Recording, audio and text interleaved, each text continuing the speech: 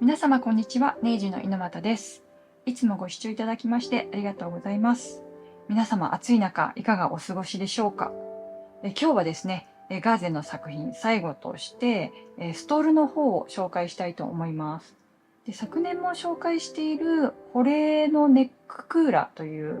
タイトルで紹介しているんですけれども、今回このストールの中にその保冷が入れられるように工夫してみましたので、動画を参考にして一緒に作っていただけたら嬉しいです。それでは早速始めていきましょ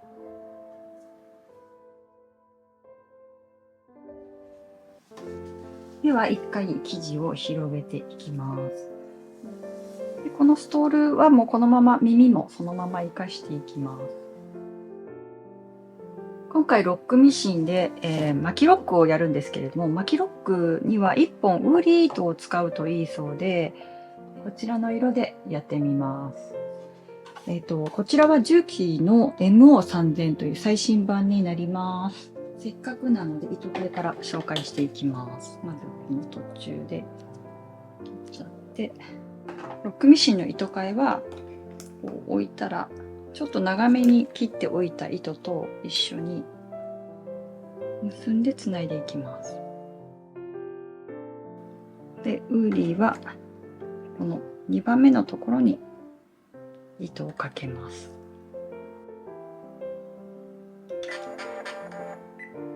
それではちょっと別の生地で試し縫いをしてみます。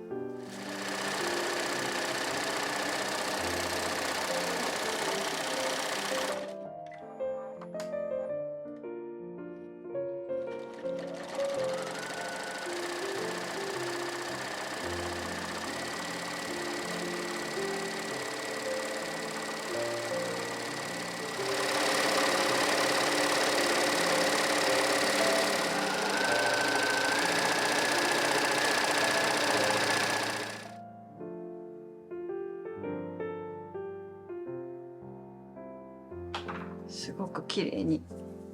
仕上がってて大満足なんですけど、こちらも洗いにかけてシワ加工していきますので、今はちょっとねぺたんこですけど、これから風合いが増していくかなと思います。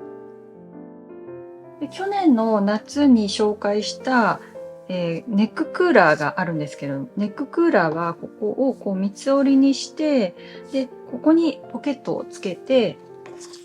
こういう風に入れられるようにしてみました。これ作っておくと、暑い時にちょっといざっていう時に使えるかなっていうのがあります。こういう感じで仕上がる場合、首の部分がここになりますので、この部分に保冷剤が入るようにしたいと思います。ご自身の首に巻きながら合わせてみてください。こういう感じに。今こう描いた線のところを縫っていきます。今回も職業用ミシン SL700EX を使っていきます。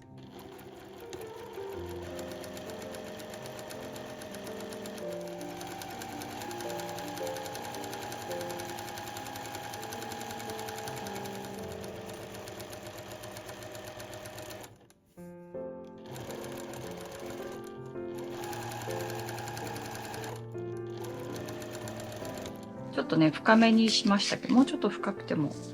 よかったかなってぐらいですけど、こんな感じにして入れてみました。で、これで使うときにこうして、こう二重になっても、縫い目は見えないかなって感じですかね。そしてですね、今回は今結構手芸屋さんに行っても結構売ってるこのインド面を使ってみようかと思います。でこのぐらいの短いものが何個かありますので、こちらを少しずつ活かしておしゃれに仕上げてみたいなと思います。長さが短い時はこうちょっと斜めに入れてみてもすごくおしゃれな感じになってくると思います。見え方は縛り方で変わってくると思うので、こんな感じでちょっと止めてみて、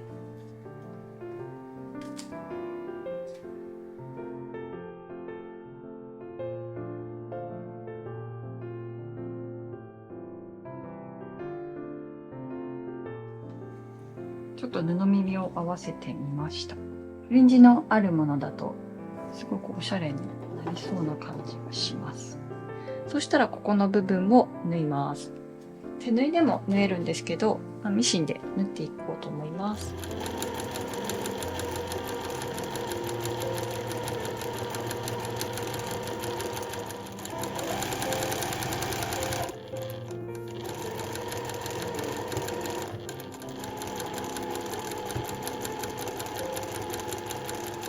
はい、いかがだったでしょうか。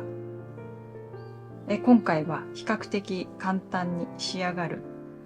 ストールを紹介させていただきました。洋服作りから始まって、最後ですね、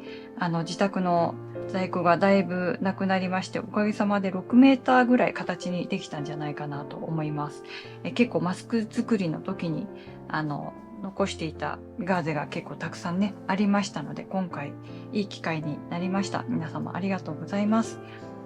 ストールのリクエストもいただいていたんですけれども、もうちょっとね、おしゃれな生地でやれればよかったんですけど、やっぱり今回自宅の在庫を減らしたいという、そちらの気持ちの方が強くてですね、こちらは抗菌ガーゼとして、マスク作りの時に購入していたガーゼ、真っ白なガーゼを今回使用しています。で、真っ白なガーゼでもこういう風にレースとかを合わせることで、ちょっとおしゃれに変えていくことができるよというご提案です。で、真ん中のところに保冷が入れられるようにしましたので、今年の夏もすごく暑いみたいなので、ここに保冷を入れてですね、暑い庭仕事をする時とか、暑い日差しの中過ごす時なんかにも役立つんじゃないかなと思います。で、ガーゼ乾くのも早いので、あんまり蒸れたりとかもしないんじゃないかなと思いますので、よかったら今回の動画もお役立ていただけると嬉しいです。最後にお家でできる芝加工はもうこんな風にクシュクシュとして芋虫みたいにですね、そのままねじって乾かすと風合いのいい仕上がりになりますので、ぜひお試しください。それでは、せっかくなので昨年紹介した動画の方も音声の方を入れてですね、こちら紹介していきたいと思います。準備するパーツの紹介です。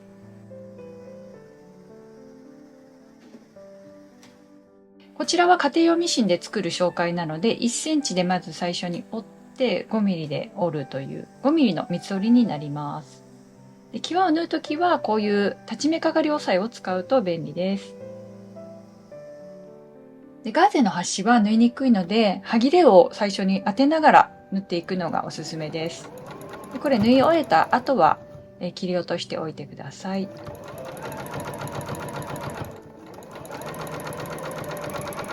最後の返し縫いは必要ないです。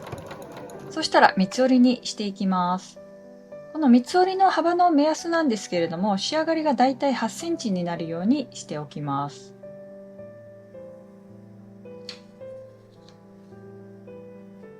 そしたらまず半分に折って、中央に待ち針を留めて、その中央から12センチずつ待ち針で留めておきます。こちらは保冷剤のサイズの目安になります。お子様の場合は3つぐらいに減らしておくとちょうどいいかなと思います。で、留めたところを縫っていきます。両端1センチずつ残して折り返してミシン目を重ねながら縫っていくといいかなと思います。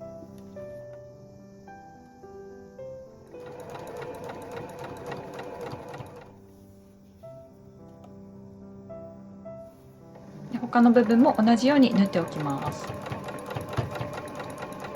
そしたらこちらの部分はカットしておいて、こちらコットンタイムの付録の定規になるんですけれども、こちらのカーブ定規を使っていきます。ない場合はお皿など代用してください。で、この頂点の部分は重なりを避けると縫いやすくなるので、このようにしてみてください。線の上を縫います。で、縫い終えたらだいたい3ミリぐらい残して切り落としていきます。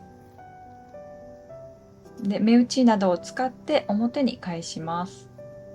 そしたら縫い代を包むようにして際を縫っていきます。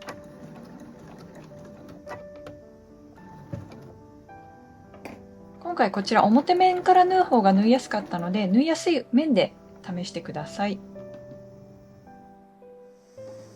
最後にゴムをつける場合の縫い方の紹介になります。ちょっと重なりが厚くなるのでずらして縫い付けています。で、縫い付け方は先ほどの仕切りを縫った時と同じ方法で縫って仕上げます。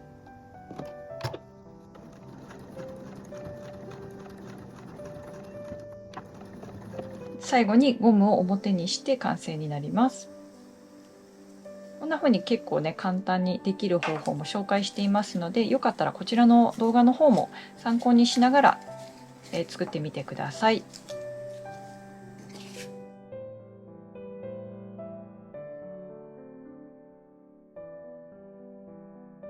で、こちら動画の最初の方で紹介しているんですけれども、ちょっと透け感のある、生地がありましたので、こちらをちょっとストールの方に活かしてみました。こちらもいちご泥棒の生地になります。結構ね、最近人気で流行ってる生地なんですけれども、少し長めにしたり、ちょっと自分でお好みで調整されると、こういうちょっと切り替えをつけたようなストールができるので、よかったらお気に入りの生地を見つけて、お好みのサイズで作ってみてください。最後までご視聴いただきましてありがとうございました。また次回の動画でお会いしましょう。